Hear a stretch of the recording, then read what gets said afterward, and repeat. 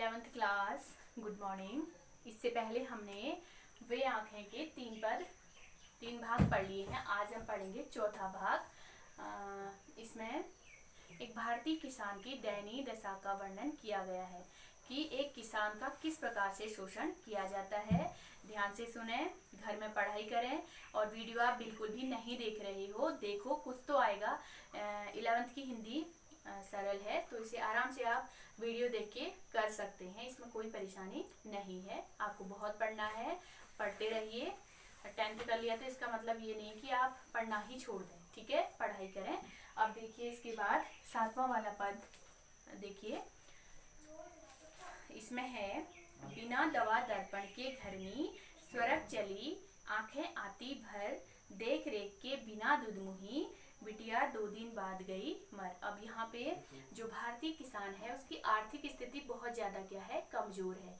तो आर्थिक स्थिति इतनी कमजोर है कि उसके पास दवा लाने के लिए तक पैसे नहीं है।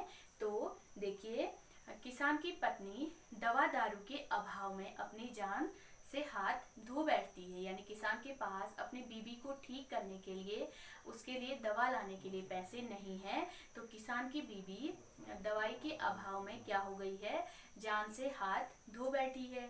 और स्वर्ग चली आंखें आती भर, यानी वो कहाँ चली गई है, स्वर्ग में चली गई है। और किसान की आर्थिक स्थिति को देखकर आंखें भर आती हैं, यानी किसान ये सोचता है कि मेरी आर्थिक स्थिति इतनी कमजोर है जिस कारण से मैंने अपनी पत्नी से भी हाथ धो दिए हैं, यानी पत्नी को भी मैंने खो दिया है।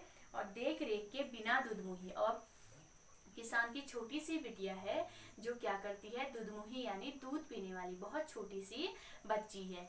तो वो क्या कर रही है, देख रेख के बिना, यानी आपको पता है कि बच्चे का सबसे ज्यादा ख्याल कौन करता है, माँ करती है। पूरे देख रेख बच्चे की माँ करती है।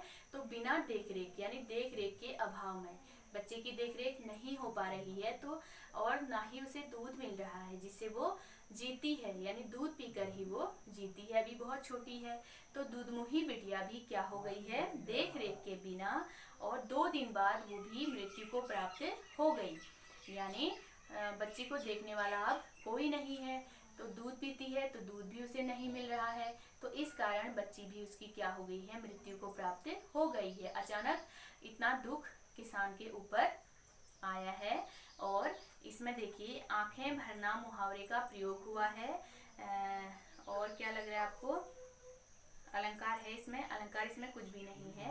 और इसके क्वेश्चन आंसर आप करोगे, जैसे किसान की आंखें क्यों भर आई, यानी क्या सोचा किसान ने, ये हमने पढ़ लिया है।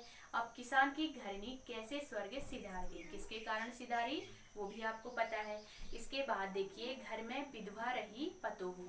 पतोहू क्या होता है, पुत्र की बीबी, वो क्या कहलाती है, पतोहू कहलाती है। तो किसान के जीवन में एक के बाद एक घटनाएं घटित हो रही हैं जिससे उसे बहुत ज्यादा दुख झेलना पड़ रहा है। पत्नी की मृत्यु, छोटी बेटी की मृत्यु, और यहाँ तक कि बेटे की मृत्यु भी हो गई है। जो जमींदार के कारिंदे हैं, कर वसूलने वाले हैं, उन्होंने किसान के बेटे को भी मार दिया है। तब घर में विधवा रही पतोहू, यानी जो पुत्र की बीबी है वो भी क्या हो गई है, विधवा हो गई है। लक्ष्मी थी यद्यपि पति घातिन, यानी जब बेटे की शादी की जाती है तो घर में लक्ष्मी लेकर आते हैं। लक्ष्मी का रूप माना जाता है किसे, बहू को। तो कभी उस बहू को लक्ष्मी का रूप माना जाता था, और आज वही क्या बना दी है, पति की घातिन बना दी है। यानी जो जमींदार के कारिंदे हैं वो उसे यानी उसी को फंसा दिया है कि यही अपने पति की क्या है, हत्यारिन है। तो उसे क्या कर दिया, पकड़ मंगाया कोतवाल ने, यानी कोतवाल ने उसे थाने में बुलाया किसको, जो किसान है उसकी बहू को। डूब कुएं में मरी एक दिन, यानी ये दुख वो सहन नहीं कर पाई, तो अपनी आत्मरक्षा के लिए उसने क्या किया, कुएं में डुबकी लगाकर वो भी मृत्यु को प्राप्त हो गई। क्योंकि अगर वो जीती तो पति की घातिन के रूप में उसे लोग प्रताड़ित करते, तो अपने किसको बचाने के लिए, अपने अहम को बचाने के लिए उसने क्या कर लिया, कुएं में छलांग लगाकर मृत्यु को प्राप्त हो गई वो, यानी वो इतने बड़े कलंक को सहन नहीं कर पाई।